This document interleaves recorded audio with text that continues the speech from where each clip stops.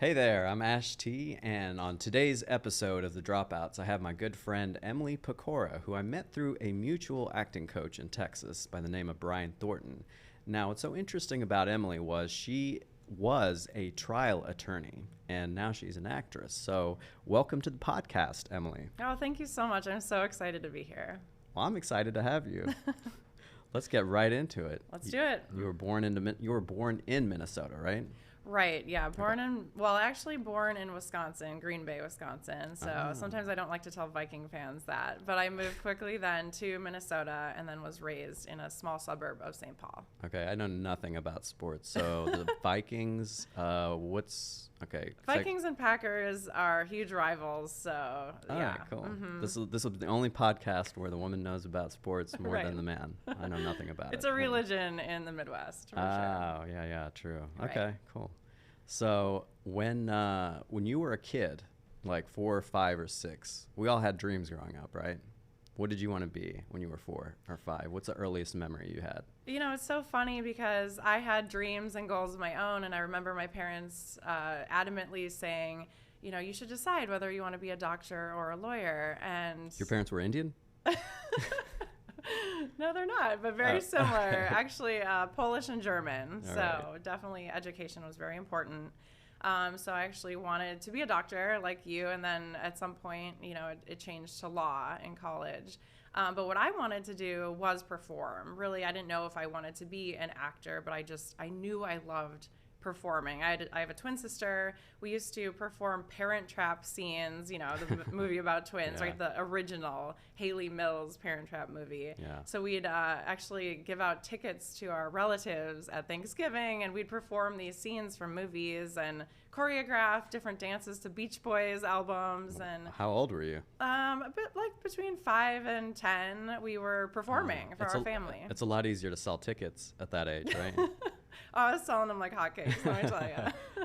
That's really cool. All right. So Yeah. backtracking a little bit, your dad is a doctor, a pediatric surgeon, is that right? He's actually a neonatologist, and then my mom was a neonatal nurse, and when he was a resident, she was a nurse in the same hospital, and that's how they met. That's their love story. It's kind of cute. Over babies. Oh, okay. So that's where the pressure comes from, to be a doctor Yeah. or a lawyer. Those are the two things. There's no engineer in this. It's just No, doctor or lawyer. No engineer, just doctor and lawyer. And, you know, it's kind of funny now because I was a lawyer, and then my twin sister is a lawyer, and my brother is a doctor. So we all kind of followed that path, and then I diverted from it at some point. Okay. So you knew from an early age that you wanted to perform. I always, you know, had that bug. You know, I think Yeah. some of us have it, some of us don't. And, What was it that sparked it? you know, I don't know if there was one thing. I think just watching movies, you know, seeing The Parent Trap, I wanted to perform that scene. Or I saw Karate Kid and I thought, oh, I want to act out a scene. Let me go to karate. And I enrolled in karate. And then I was 8 and I had my black belt. And I wanted to be the Karate Kid. So whatever it was, I just wanted to be performing. So, and then along the way, Mighty Ducks was filmed in Minnesota with Emilio Estevez, you know, the original Mighty Ducks. And Right. so that was my first audition when I was 8. So, you know, got to skate around the rink, you know, do some lines. And then that Not was lines of Coke. No, Okay, I was 8. Okay. Not that it's okay now, but no. Yeah, a few speaking lines for an audition. And that was my first taste of real acting, I would say, the industry. Okay. And how did your parents feel about you acting? Were they like, oh, this is just a phase, she's going to go back? Or what was... I don't think they were against it, but school was the first priority. So, you know, I could have hobbies. I can, you know, do my little performances or choreograph dances, but I need to focus on school, and that has to come first. Okay. Did you enjoy school? You know, I did. I'm definitely a bookworm and definitely a nerd. Most people don't know. Now I'm an acting nerd, but I was, you know, a school nerd all growing up, straight A's, you know, the whole bit. I actually really love learning, and I love school.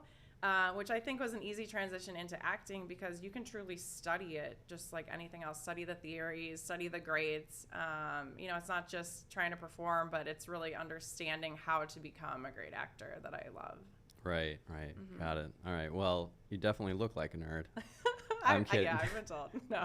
For the people that can't see this video, she's wearing a stunning dress. She doesn't look like a nerd at all, but maybe the irony is lost on audio. Yeah, I think first impression is dumb blonde, but then you get to know me and you learn that I'm quite an acting nerd. So. All right. So you're kind of are you doing plays in school? Like, what is you're still continuing. You're getting all your straight A's and everything, and then the pressure comes for you to go into law, or is it just?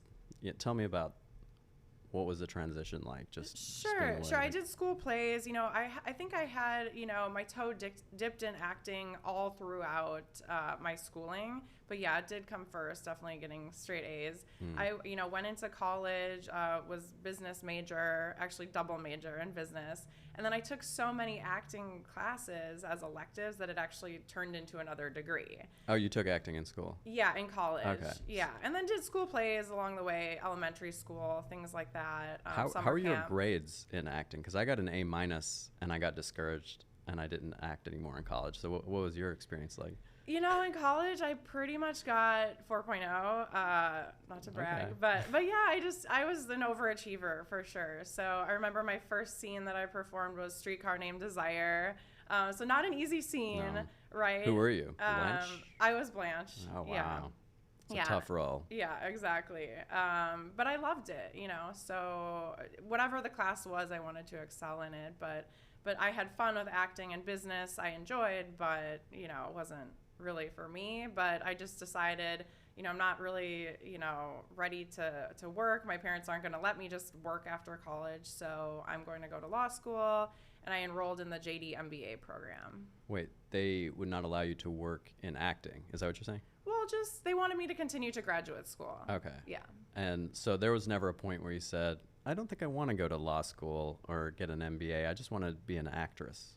Well, I at some point thought I could do both, and then you realize as you try and take a career in acting seriously that you really just cannot do both. So I think, going into law school and things, I thought, I can do everything, and really you cannot. Yeah. So, I mean, law school is very demanding, of course, as you know from your medical background.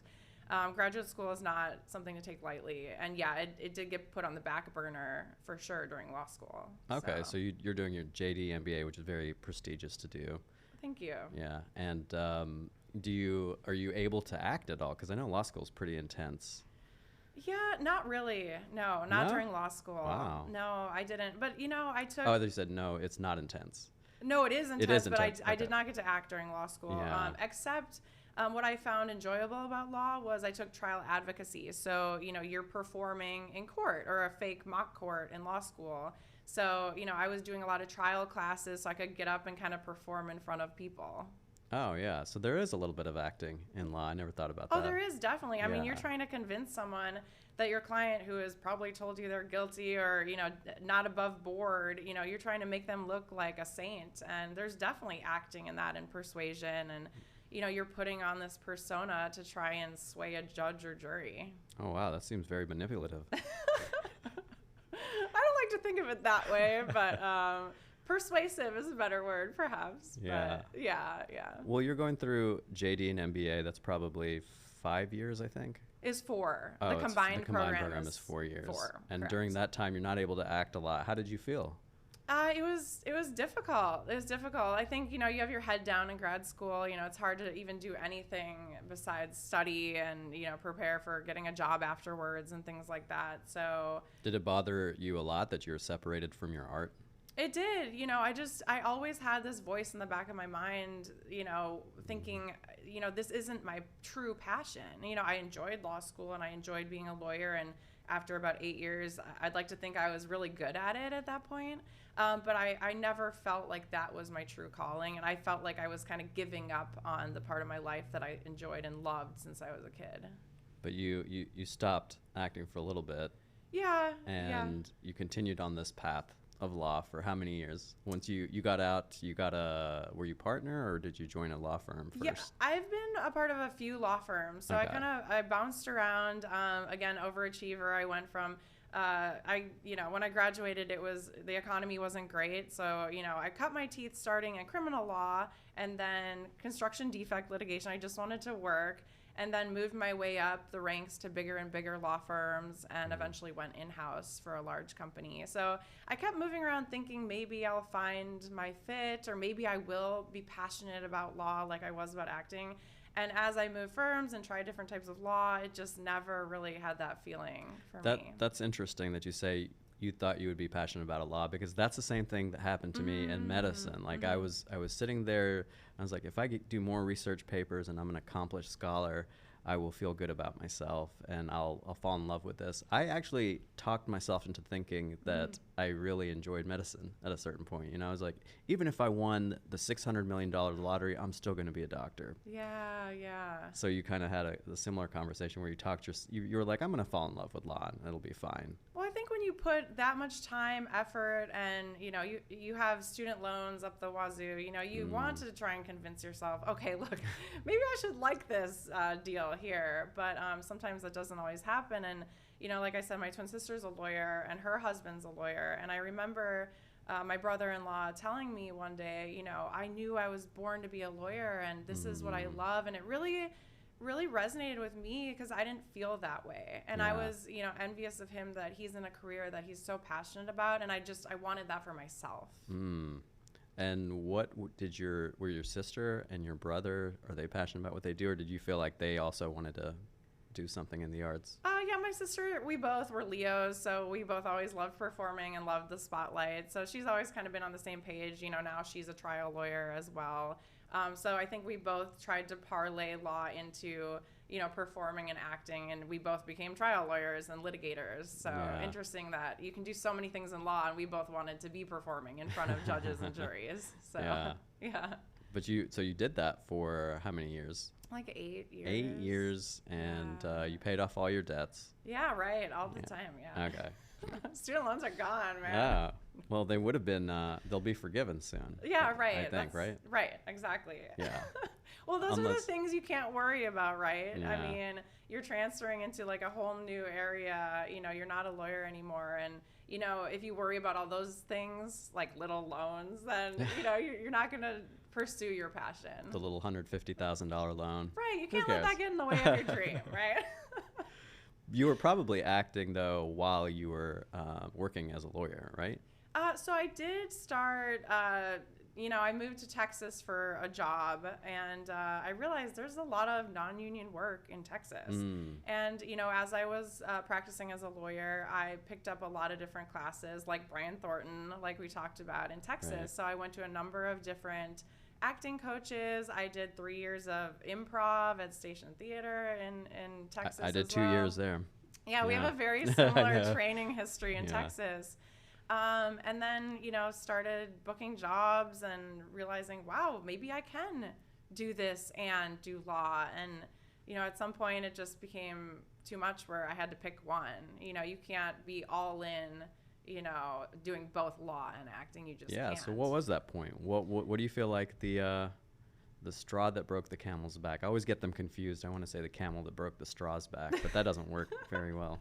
That's an interesting way to look at it. Yeah. Well, whichever way it is, I think it was just taking on more and more roles. There was so much work in Texas, and I was just really enjoying it. And it started to be where I was booking things that were conflicting with work, of course. And it got to the point where I thought, maybe I can really do this, stay steady with it, steady with the work. And I have to pick one. I can't do both anymore. And I thought, what better time than now to not have regrets? Like, that was my biggest thing, was I don't want to have regrets in life. So I'm just going to leap and figure it out. So was there some kind of defining moment where you said, I don't want to have any regrets? Did something catalyze that? I think it was because I moved around to a lot of different firms. I did so many different types of law, and then I was finally in-house, which was my goal with the JD MBA. I thought combine the business and law. And I just always, I never felt completely fulfilled. So I thought, okay, I finally met this goal. I've been to trial how many times? I just felt like nothing really is going to be a fit for me. I tried everything. So I think at that point, I'm like, in-house a few years, and I'm like, you know what? Where else do I go now? There's nowhere else. Like, I've tried it all. You've already achieved everything. Well, everything I wanted to in law. Yeah, I checked all my boxes, and then I was on. I think of that as just a chapter of my life, and I was ready for the next chapter. That's fascinating. That's how my mind operates too. Yeah. Like, I'm like, I've already achieved everything that I want to in medicine. I'm at the top of the game, but what's this other thing that I could be doing with my life? So then Exactly. And you had to make the transition. You have to say, I have to do this acting thing now full time because you're getting a lot of work in Texas. So Exactly. Yeah. And I just thought it could stay, keep it steady. And, I always had a job on the books. So that was the goal. Just never go without the next job booked. Oh, wow. So that kind of kept me going for a while, and then pandemic hit. But it got me going for a few years, before that time happened. Did you have any external pressures of people saying, no, this is not a good idea? Who do you counsel with when you're, making a big life decision like this? Yeah, so it was kind of hard because I didn't want to tell my parents at first, as I'm sure you can understand. But, I didn't want to let them down or disappoint them. And I think out here in LA, it's different because everyone comes here with a dream, and it's commonplace, to meet people like you where you've left a huge career to do something you're passionate about. But in Texas, I would tell people, oh, I was a lawyer and I'm an actress. And they look at you like you have three heads, and people definitely that I told in my life thought maybe I'm a little crazy. Who does something that drastic? Like, is something wrong with you? And I would just explain, no, I've always wanted to do this. Why not? And then I think kind of the shock of it turned into appreciation for what I did. And then you would start hearing stories of people say, well, I've always wanted to do that. I want to do that, Yeah. But yeah, it was hard because I feel like I didn't have a lot of people to talk to.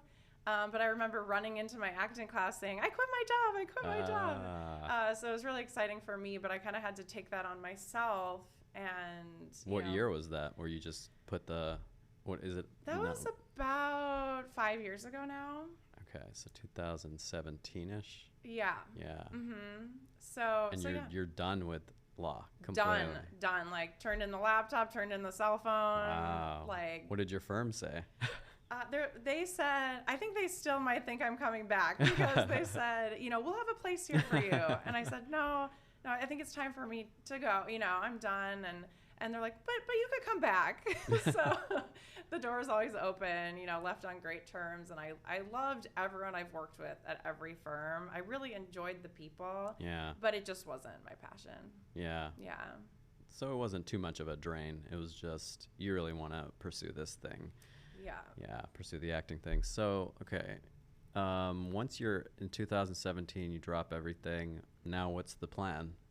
I just dove into acting and studied it. I tried to be a sponge, just learning everything I could. I read every book I could on acting, on marketing for acting, the business of acting, auditioning, just read, just study everything. And then I was taking multiple acting classes at once on top of improv.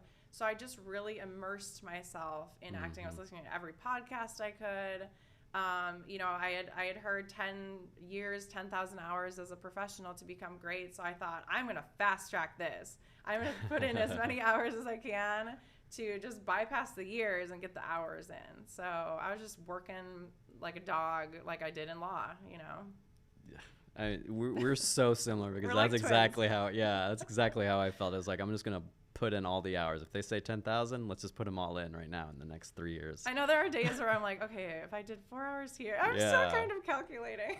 Yeah. Have you gotten your 10,000 hours in now? I kind of feel like I have. Just because it's something that, it doesn't feel like work, obviously. So I put in so many hours, but I want to put in more. There's not enough time in the day to read all the plays I want to do or take all the classes I want to do or do things to improve acting, like I do dance, or we were talking about Tai Chi, just to improve acting.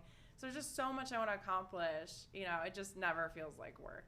Well, has there ever come a point where you're like, I can't finance the lifestyle that I used to have. I have a pretty nice job. I can afford a nice place and health insurance and all this other stuff.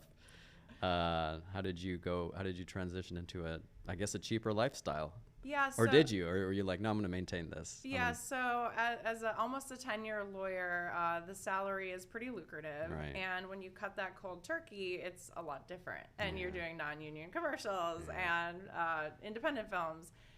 So just like how hard I worked in law, I just started hustling. And I do think that, when you put yourself in a position to make things happen, you will just make them happen. So you were able to maintain your lifestyle.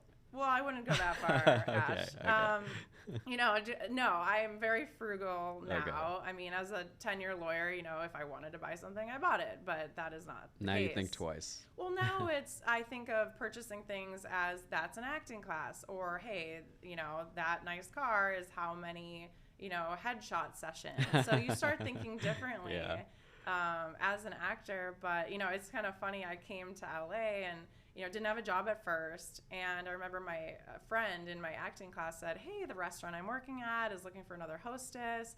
If anyone's looking for a job." And I thought, "Oh, well, I got to start working here." Wow. So are you working there? Not anymore. I was. Okay. This is a couple years ago now, but so I went to this interview and I thought, do I bring my law resume or do I bring my acting resume? Because I certainly don't have any restaurant experience. That's right. So I sit down, and the manager, of course, says immediately, "Let's see your resume." And so I said, "Okay, about that, you're going to see a lot of law firms, but I'm not above any work. I'm a hard worker."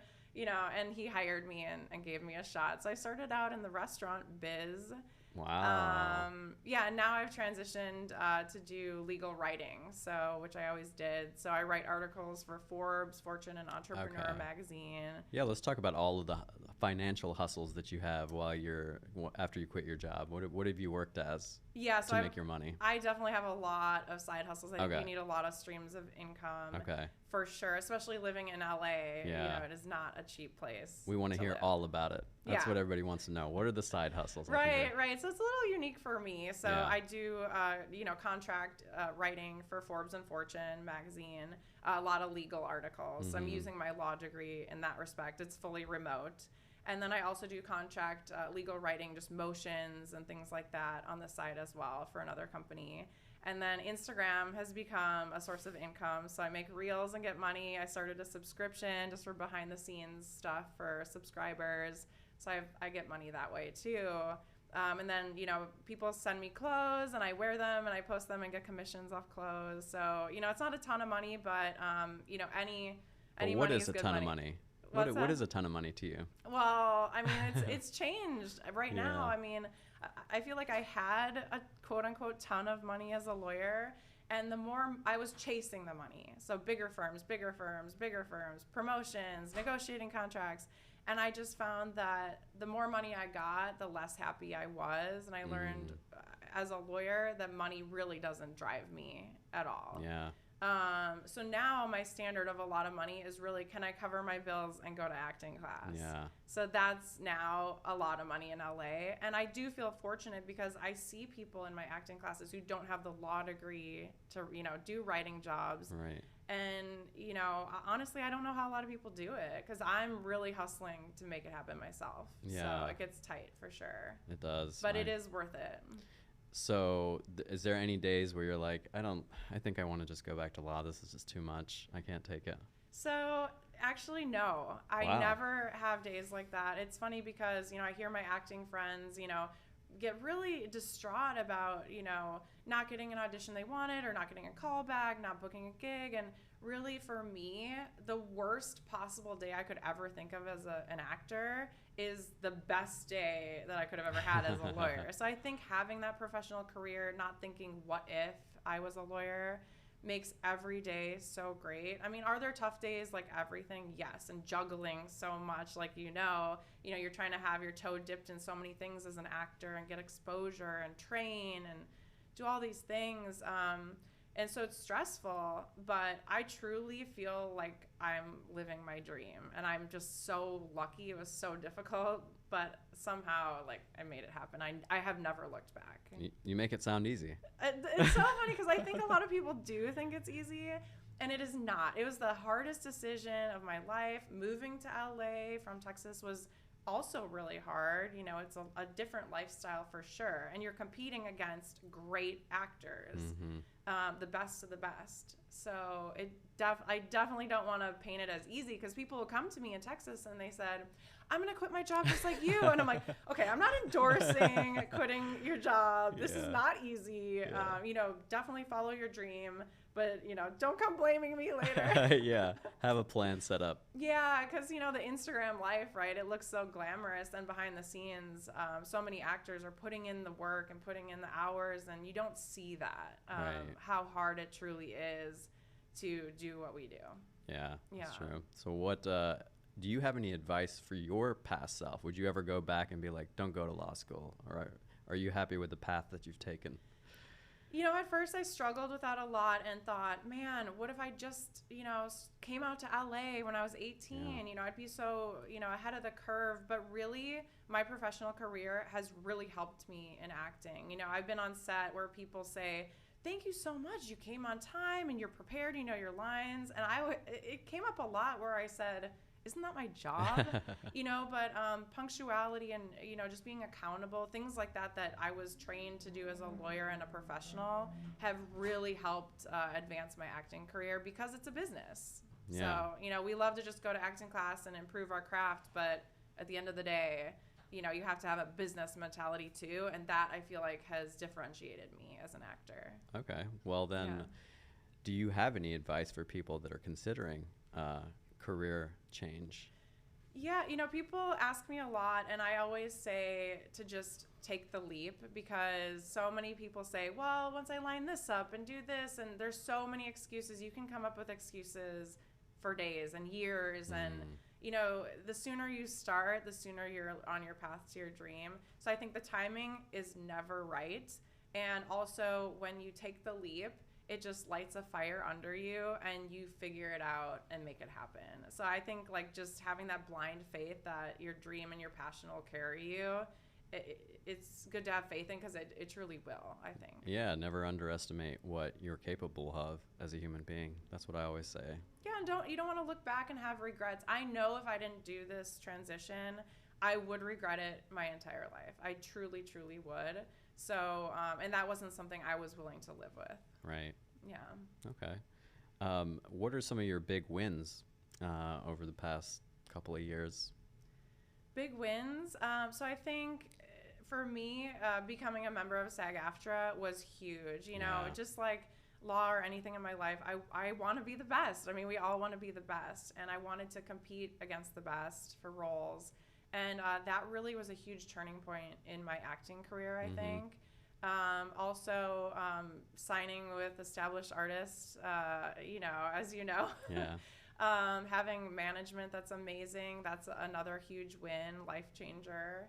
I actually made my own SAG-AFTRA film that's in the process of being editing, which was taking on so many hats, casting and line producing and executive producing, you name it. I did it, and that was very, very challenging, but something I'm very proud of as well. And then just the roles, the movies I've been involved with, different commercials I've been on. I was in a Super Bowl commercial for Walmart that when we filmed it, they didn't tell us it was Super Bowl. So fun stuff like that. Big wins along the way that keep you going. It sounds like, you have all these different hats. Probably having this professional life before has given you these superpowers. So I think, it's really interesting to see people that have come from a different, corporate job or any type of job. They bring a different skill set to the workforce. So, I always feel like telling people, don't worry about your age. You can do anything you want in life. You can transition at any point, right? Yeah, I think there are so many transferable skills. I mean, like performing in a courtroom now is like performing on camera. And then also the legal end of it. I mean, producing a film, I had to procure insurance for the film. I was a one-man legal team, and I did all of the contracts for above the line, below the line for my film.